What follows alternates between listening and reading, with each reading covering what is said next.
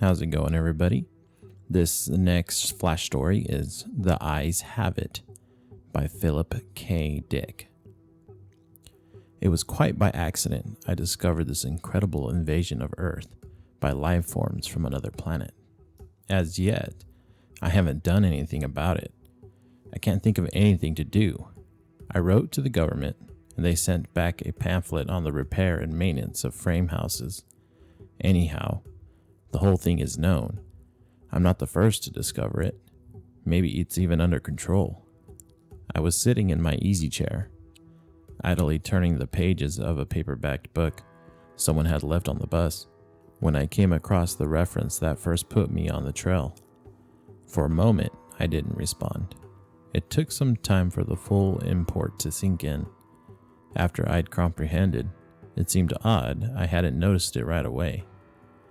The reference was clearly to a non-human species of incredible properties.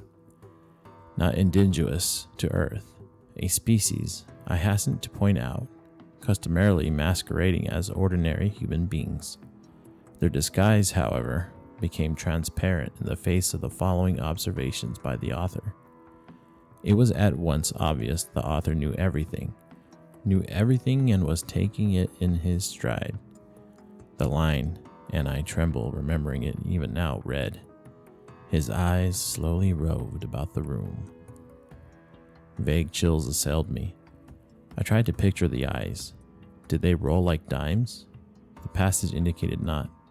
They seemed to move through the air, not over the surface, rather rapidly apparently.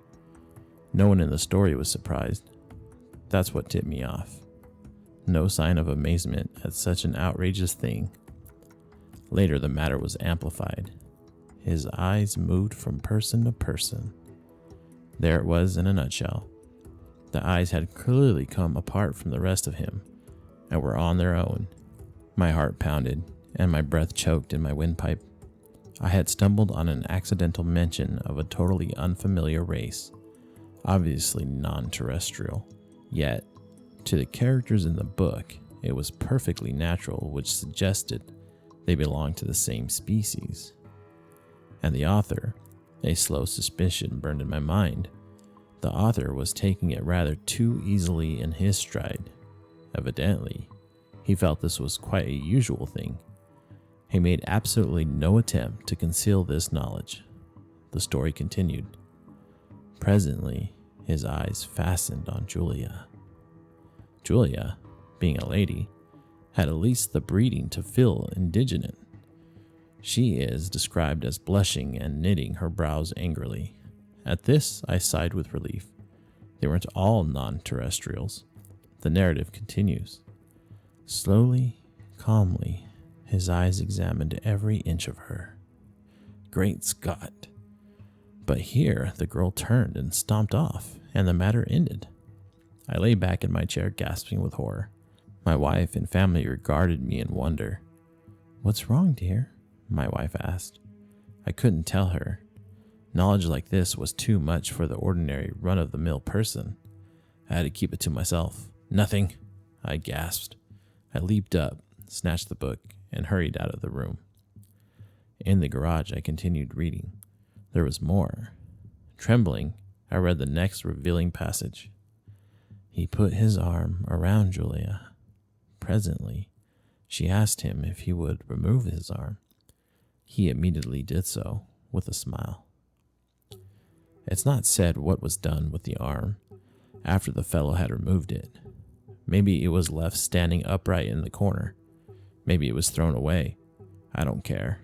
In any case, the full meaning was there, staring me right in the face. Here was a race of creatures capable of removing portions of their anatomy at will. Eyes, arms, and maybe more, without batting an eyelash. My knowledge of biology came in handy at this point. Obviously, they were simple beings, unicellular, some sort of primitive single-celled things, being no more developed than starfish. Starfish can do the same thing, you know.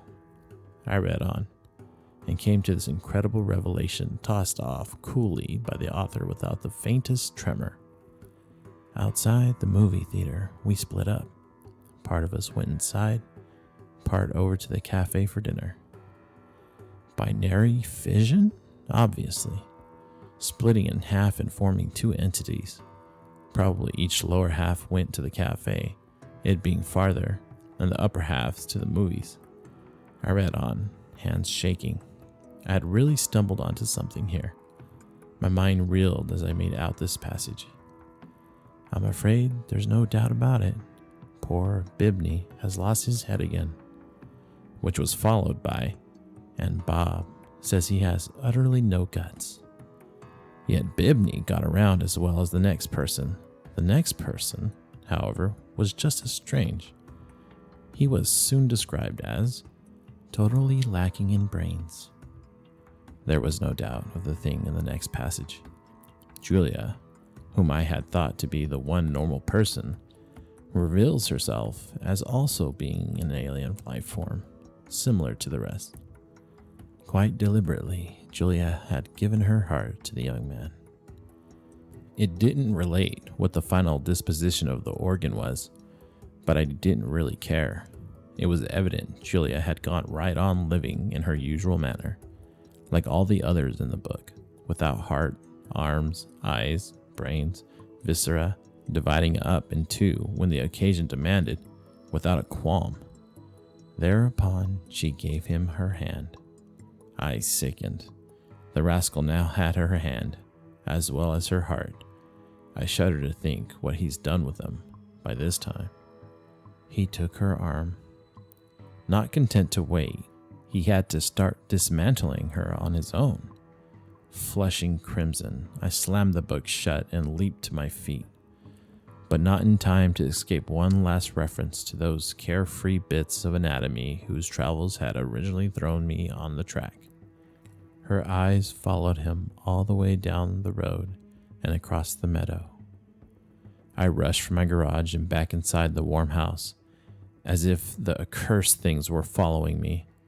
My wife and children were playing Monopoly in the kitchen. I joined them and played with frantic fervor, brow feverish, teeth chattering.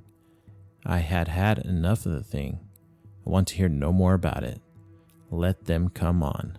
Let them invade Earth. I don't want to get mixed up in it. I have absolutely no stomach for it.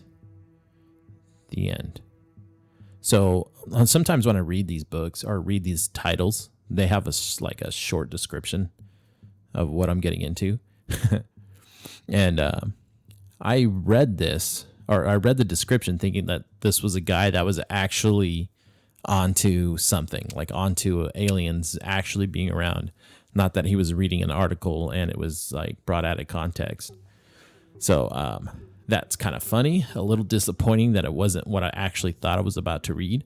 What do you guys think? Let me know. Don't forget to subscribe to the YouTube channel if you haven't already. We need those subs. I can't wait to get to our metrics so I can stop asking, because it really bothers me that I have to ask. So with that, I will see you guys on the next read. Goodbye.